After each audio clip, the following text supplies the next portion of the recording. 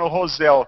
A Suzana, ela é neurocientista desde 1999, ela é autora do site O Cérebro Nosso de Cada Dia, autora de 6 livros também, que renderam um convite para ela apresentar uma série no Fantástico, contando um pouquinho do funcionamento do cérebro no dia a dia. Hoje ela vem aqui falar um pouquinho sobre, afinal, se o cérebro feminino é mesmo ou não muito diferente do masculino. Eu queria convidar ela aqui no palco, a Suzana, por favor. Bem-vinda.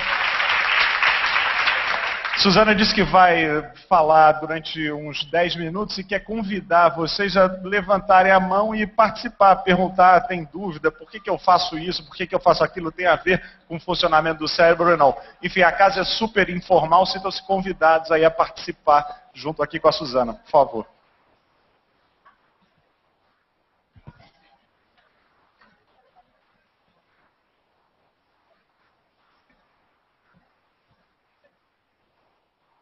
Tá ali?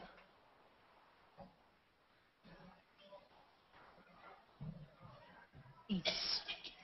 Boa tarde a todas e todos. Eu quero, antes de mais nada, agradecer muito a TPM pelo convite. É um prazer, uma honra estar aqui.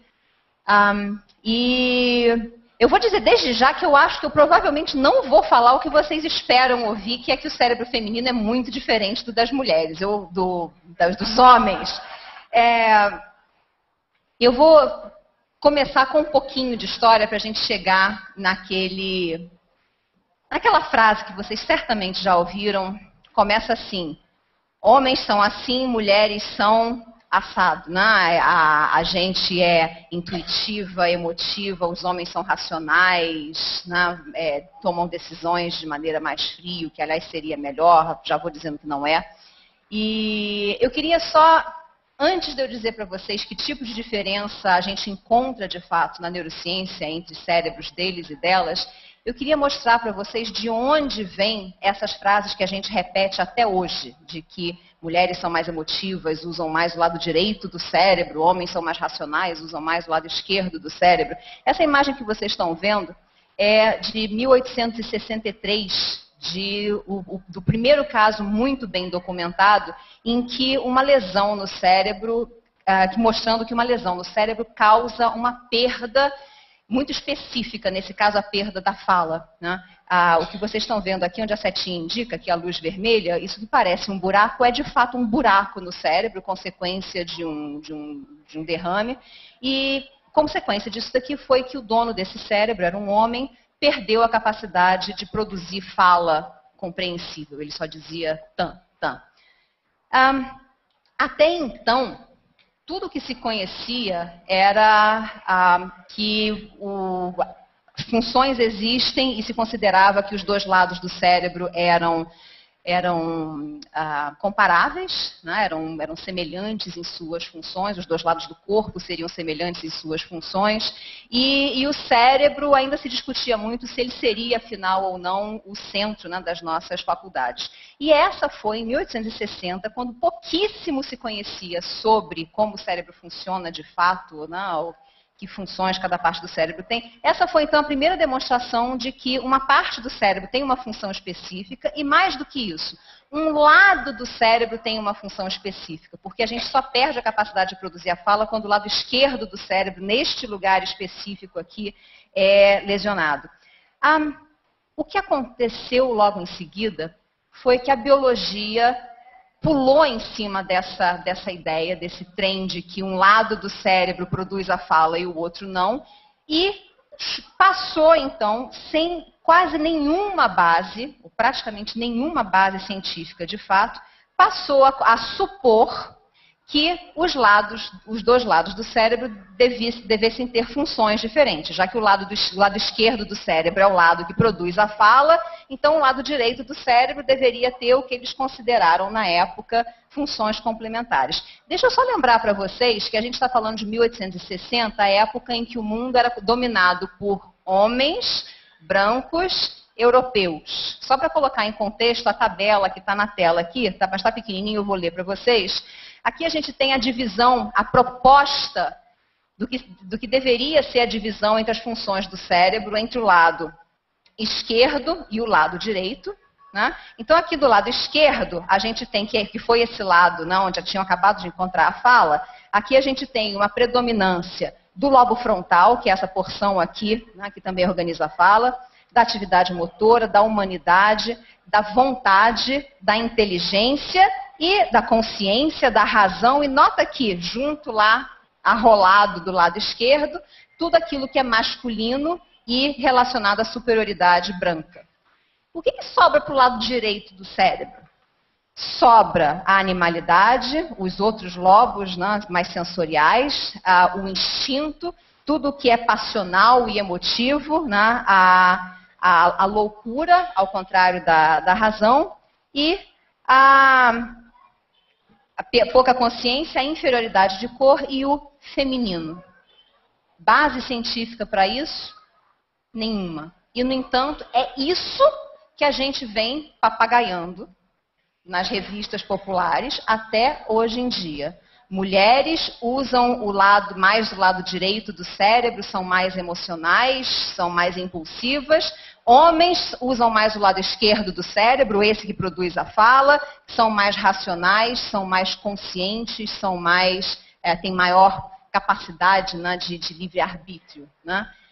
Sem base nenhuma. Então, pergunta, o que de fato existe? Né? Quais são as diferenças de fato entre cérebros de homens e mulheres? A gente conhece isso tudo, inclusive a gente sabe que não é verdade que mulheres usam mais o lado direito, homens usam mais o lado esquerdo, graças a métodos novos, né? Como esse que está ilustrado na tela, isso é o imaginamento por metabolismo.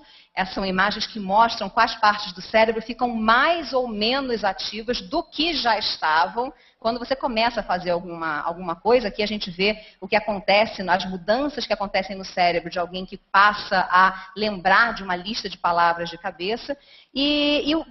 Foi através de uma série de estudos assim que se mostrou, de uma vez por todas, que aquela história de que o cérebro que o lado direito é emocional, criativo, impulsivo, intuitivo, e o lado esquerdo é todo o resto relacionado à racionalidade, inclusive ao masculino, é besteira pura. A gente usa os dois lados do cérebro o tempo todo. Ser criativo, sabe aquelas oficinas? Desenha com o lado direito do seu cérebro. Besteira! Você desenha com os dois lados do seu cérebro, você precisa justamente que os dois lados do seu cérebro interajam, funcionem de maneira coordenada para que você possa, de fato, produzir coisas interessantes. Né? Então, isso não é verdade. Agora, nota, o cérebro da gente existe em dois modelos básicos, assim como o corpo da gente existe em dois modelos básicos. Né? Homens, em média, são maiores do que as mulheres, então nada mais natural que, em média, o cérebro masculino seja maior do que o feminino. Em média, quer dizer que várias vezes a gente vai encontrar mulheres com cérebros enormes, homens com cérebros relativamente pequenos, como, aliás, o pobre do Einstein, que virou referência para tudo. O Einstein tinha um cérebro de 1.200 gramas, mais ou menos na média do tamanho feminino. Eu vou mencionar algumas diferenças pontuais que a gente encontra, de fato, entre os cérebros deles e delas. A maior de todas, no entanto, eu queria mostrar aqui para vocês, porque ela é tão gritante, tão gigantesca, que a gente não se dá conta dela. A maior diferença entre o cérebro deles e o cérebro delas é que diz respeito a interesse sexual. 90% dos donos de cérebros masculinos se interessam sexualmente por donas de cérebros femininos. E vice-versa. Os outros 10% se entendem entre si. E essa diferença, nota que é uma diferença de comportamento gigantesca. Se é comportamento, é claro que isso vem do cérebro, já que é o cérebro que organiza o comportamento da gente. E mais importante de tudo, sobretudo para mim nos dias de hoje, é que a gente hoje sabe que essa diferença, né, o que determina o sexo que desperta o nosso interesse sexual, ela é determinada na gestação. Quando a gente nasce, já está definido lá dentro do cérebro qual é o sexo que vai interessar a gente, né, qual gênero vai interessar a gente. O que a gente descobre lá na adolescência, né, mas já está escrito lá dentro. E hoje a gente sabe que essa preferência está relacionada a como o cérebro da gente responde a há sinais que indicam justamente, né, qual é o gênero da gente. Um deles é feromônios. Então, o cérebro de mulheres heterossexuais responde a feromônios produzidos por homens e não a feromônios produzidos por mulheres, e vice-versa, né? O cérebro de homens heterossexuais responde a feromônios femininos e não masculinos. Existe, de fato, uma diferença na intensidade dessas respostas. O que vocês estão vendo aqui, sem entrar em detalhes, vocês estão vendo um cérebro de frente, e o amarelo mostra aquelas zonas do cérebro que são mais ativadas, né, que ficam mais intensamente ativadas nos homens do que nas mulheres, quando eles veem imagens relacionadas a sexo. Casais namorando, imagens de pessoas nuas. O interesse, então aqui a gente já vê que a resposta do cérebro dos homens é muito mais intensa do que no cérebro das mulheres, né, em resposta àqueles estímulos que funcionam para eles, que eles acham interessantes.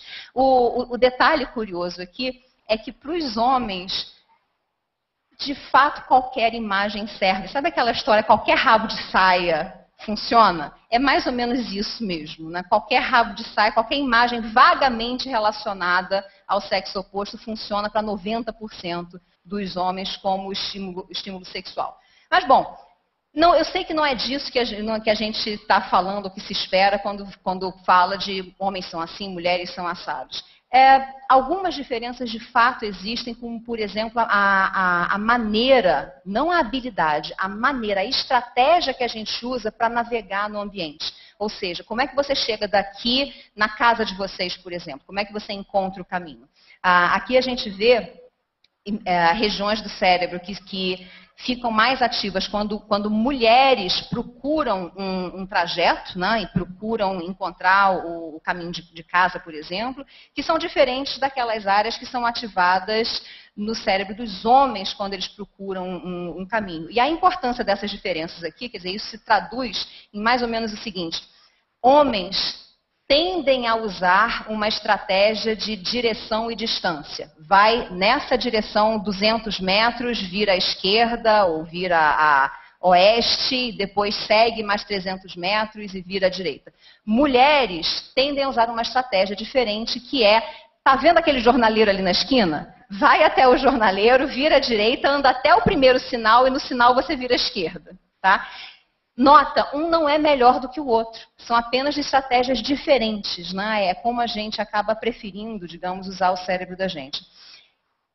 Essencialmente é isso. Não existe, eu não conheço nenhum estudo que mostre uma maior capacidade dos homens para matemática, uma maior capacidade das mulheres para dominar as palavras, relacionada a uma diferença intrínseca do cérebro, a uma diferença de tamanho das áreas do cérebro relacionadas a essas funções. Pelo contrário, tudo que a gente conhece aponta para efeitos de expectativa. E é disso que eu quero falar até o final dos meus 15 minutinhos aqui, aí a gente abre para perguntas. O papel que a expectativa tem sobre o que a gente escolhe fazer, a que a gente se lança na vida, no que a gente se empenha, depende enormemente, o esforço que a gente dá para qualquer coisa, desde sair da cama de manhã, escolher a sua carreira, sair ou não com seus amigos, depende de motivação. E motivação é essencialmente expectativa. Qual é a expectativa que você tem do seu esforço valer a pena? De você ter sucesso, de você ter sucesso aprendendo matemática, desenhando arranha-céus, virando médico ou enfermeiro ou jogador de futebol, ou dona de casa, ou dono de casa, né? O que esses gráficos aqui mostram para vocês, o que vocês estão vendo é desempenho matemático na escola de meninos e meninas. E eu espero que vocês não consigam ver uma diferença clara, assim, como assim tem duas curvas, uma azul e uma vermelha? Tem, justamente elas são tão sobrepostas ao longo de toda a infância, aqui até os 18 anos, justamente porque não há diferença de habilidade matemática entre meninos e meninas enquanto eles forem tratados como iguais, como igualmente capazes. Ao contrário, agora, se você dá expectativas diferentes, se você se a professora de matemática das meninas se mostra com pouca familiaridade, se mostra insegura na hora de dar aula de matemática, não se sente à vontade com aquilo, o que ela transmite justamente é essa afirmação do estereótipo, né, de que mulheres não devem ser muito capazes em matemática, não devem ser capazes de fazer aquilo. O resultado disso é que as competências de fato começam a se separar por causa da expectativa do ser diferente. Né? Se você ouve desde pequenininha que mulheres não trocam pneu de carro, o homem deve ser gentil, galante e trocar pneu de carro, qual é o esforço que você vai fazer de aprender a trocar o pneu de carro? Né? E assim, se você não tem expectativa de que você deveria fazer aquilo, ou de que seria uma coisa bacana você fazer aquilo, por que você vai se empenhar em aprender? Agora, a consequência triste disso é que o que a gente descobre é que depois disso, o que a gente vê é que para o mesmo desempenho, aqui nesse caso desempenho em ciência, né, produtividade em ciência aqui na horizontal, o que a gente encontra é que os homens, para o mesmo desempenho, são considerados mais capazes do que as mulheres. Nota, a produtividade é a mesma, mas simplesmente por causa da expectativa de que os homens sejam mais capazes do que as mulheres, o resultado é que os homens, para o mesmo desempenho, são avaliados como tendo sido mesmo, de fato, melhores, mais produtivos do que as mulheres. Então, a mensagem aqui é essencialmente que diferenças entre cérebros masculinos e femininos, sim, é claro que elas existem, mas no que diz respeito à capacidade, à competência de atingir um desempenho excelente, de conseguir fazer aquilo que a gente quer fazer, o que é mais importante de tudo é a expectativa, é quanto você espera de você mesmo, quanto você se permite sonhar em alcançar. E aqui eu queria terminar dando o meu ponto de vista pessoal. Eu tive a sorte de ser criada por um casal que considerava que não importa se você é menino ou menina, aliás, se você for menina, jamais deixe qualquer pessoa te dizer que você não pode fazer isso porque você é menina. Uma vez eu era criança, a gente estava brincando de polícia e ladrão com os vizinhos, pequenos, 8, 9 anos de idade. A minha mãe do apartamento ouviu os vizinhos dizendo: você não pode ser polícia, você não pode brincar com a gente, você não tem arma, você não tem revólver e você é menina. Menina não tem revólver. A minha mãe saiu furiosa de casa, foi na primeira loja de brinquedo que ela encontrou, voltou para casa, para mim e para minha irmã, com 2 revólveres de espoleta lindos, maravilhosos, e a gente foi brincar. É claro que a partir dali a gente era perfeitamente aceita na brincadeira, nós éramos polícia, nós éramos ladrões, nós éramos o que a gente quisesse. Né? Eu estava lembrando da Miriam falando desse negócio do cor-de-rosa, né? da expectativa o dar a coisa cor-de-rosa para a menina, é essencialmente já criar nela, desde o comecinho, essa expectativa de que, olha, você deve se comportar como menininhas se comportam. Você veste cor-de-rosa, você é diferente dos outros, você faz coisas diferentes dos outros. Eu descobri recentemente, meu marido me ensinou a atirar, eu descobri que eu sou boa pra caramba com uma espingarda. Fui com ele me levou numa loja para eu escolher, para eu conhecer modelos diferentes. Eu fiquei chocada porque tinha todas as armas normais e as cor-de-rosa. Tem espingarda com cabo cor-de-rosa. Não tem verde, não tem amarelo, não tem roxo. Você não pode escolher para combinar com a sua roupa. Você tem que comprar a cor-de-rosa ou então é a outra normal. Eu ficava olhando para aquilo, né, e ele me falou: americanos criam princesinhas, infelizmente. Ele é americano, ele pode falar isso. E eu tive a sorte de ser criada como criança e não como menino ou como menina. Meu pai me ensinou a trocar pneu de carro, a dirigir na lama, a saber consertar, fazer pequenos consertos no carro, a pescar. A mamãe dava esses revólveres de espoleta para a gente. E eu acho que isso é que é importante. Não é ser feminista, na minha opinião, eu entendo a importância do feminismo, mas na minha opinião, defender o feminismo é apenas tão ruim quanto defender o machismo. O que a gente precisa é defender valores, é defender o valor de cada um, é defender quanto é legal ser gentil com o outro, ser cavalheiro, não porque você é homem, mas ser gentil porque você pode fazer isso e porque o outro merece, né? E sobretudo, lidar com essa, trabalhar sempre com essa expectativa no fundo da mente de que os outros podem fazer o que eles quiserem, né? E é a expectativa, acima de tudo, que faz com que homens e mulheres acabem sendo diferentes nos dias de hoje, quando isso acontece. E a minha filha está aqui, e eu queria dizer para ela, Lulu, você pode ser o que você quiser. A expectativa é justamente essa, né, de que a gente possa fazer aquilo que a gente tiver vontade de fazer. Eu ocupei os meus 15 minutos aqui, acho que a gente tem mais uns 2 ou 3 ainda, para alguém tiver perguntas, fala. Tenho uma dúvida. Você falou do tipo, né? Partindo desse princípio, a pessoa pode fazer qualquer coisa. Isso. Mas, por exemplo, eu não sei desenhar, minha letra é horrível. O que pode ser visto isso? É por falta de incentivo ou eu não tenho um talento?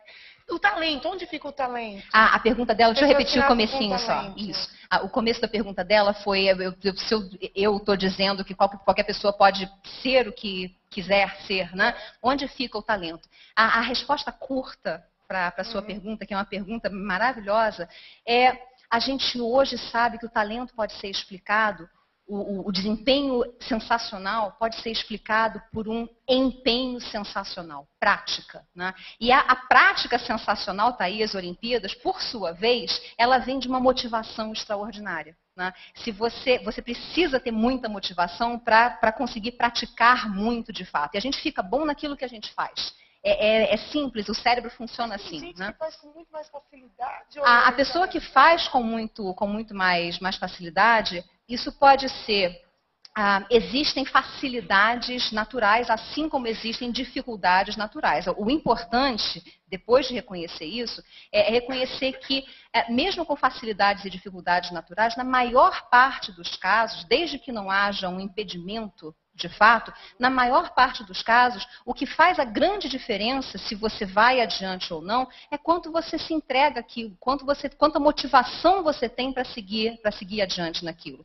Outro lado é sorte, às vezes é aquele primeiro tiro no prato que você dá, que você vê o prato fazendo pum, né? que te dá aquele, eu sei fazer isso, é o primeiro chute que você dá na bola, é o primeiro poema que você se aventura a escrever porque alguém te tirou a inibição e disse, faz sim, e te dizem, poxa, isso é muito bacana, né?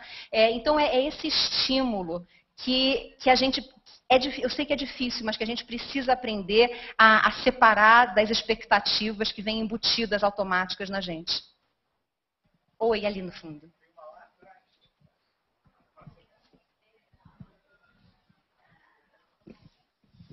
Suzana, você acredita em livre-arbítrio ou, na verdade, você acha que até que ponto ele existe ou a gente é simplesmente consequência das diferentes proporções de neurotransmissores e mediadores químicos que existem no nosso cérebro? Certo. A pergunta é se eu acredito em livre-arbítrio.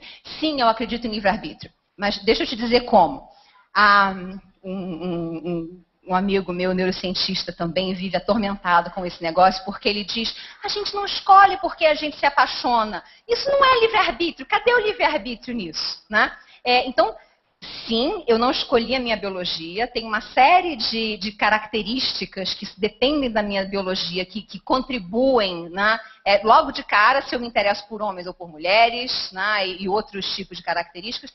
Várias outras vêm da minha história.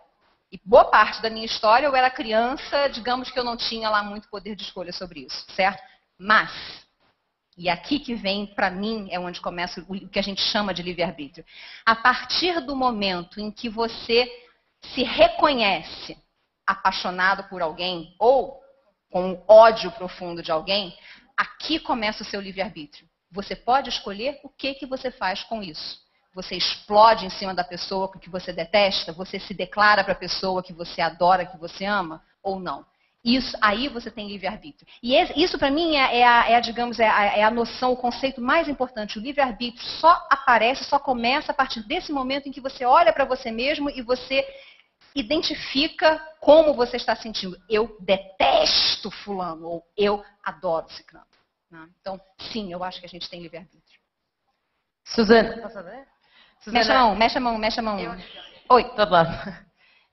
Eu queria te perguntar, na verdade, acho que seguindo um pouco o que a Mari falou, você falou que já vem pré-determinado em 90% dos cérebros. Queria que você comentasse bissexuais, se existe bissexualismo, se a pessoa pode se sentir atraída. E eu queria que você também comentasse se existe a mulher que tem o cérebro mais masculino, mas ainda assim é heterossexual e vai se apaixonar por um homem que tem um cérebro mais feminino. Se isso existe, sim.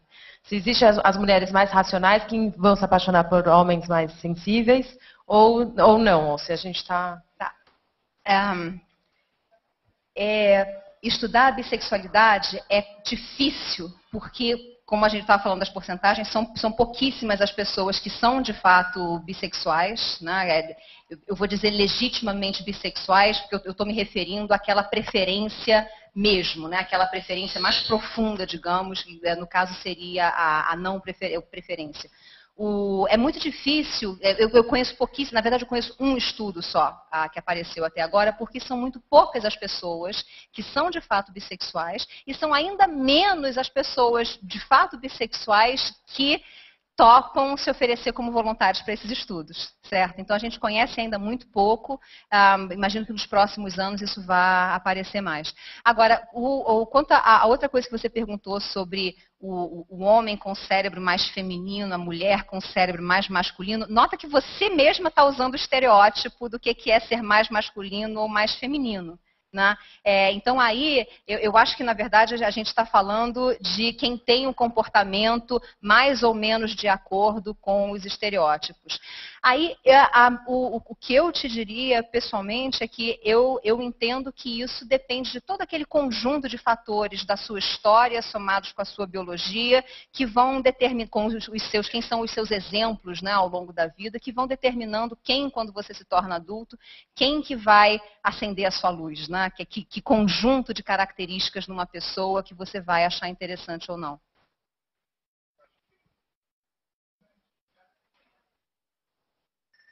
A gente vai fazer aqui uma última pergunta para a Suzana, depois a gente continua, já volto para dizer o que vai ter em seguida, por favor. Oi, meu nome é Sabrina. Então, pelo que eu entendi do que você estava explicando ali, basicamente assim não tem muita diferença entre cérebros de pessoas cisgêneros. Ou seja, homens e mulheres, homens que nasceram com pênis e se identificam com isso, não tem desconforto nenhum em relação à identidade, não estou falando de orientação sexual, e mulheres idem. Né? Como é que isso funcionaria, de repente, no caso das pessoas trans? São ainda menos pessoas e ainda mais difícil de encontrar aquelas que topem participar de um estudo. Está começando a aparecer. Eu tenho a impressão que ano passado apareceu... porque é transtorno ainda, né? Tem toda uma série de assuntos que precisam ser resolvidos para você poder definir, estou me referindo ao cérebro de uma pessoa com tais características, certo? Então, como o universo dessas pessoas é muito, muito, muito pequeno e é menor ainda as que querem, as que topam participar desses tipos de estudos, vai levar um tempo até esses estudos aparecerem. E nota que vai levar um tempo até eles poderem ser replicados, feitos com um número grande o suficiente de pessoas para a gente poder saber que não era aquela pessoa ou aquelas 2 ou 5. Isso vale para pessoas com essas características de maneira geral. Tá? Legal. A Suzana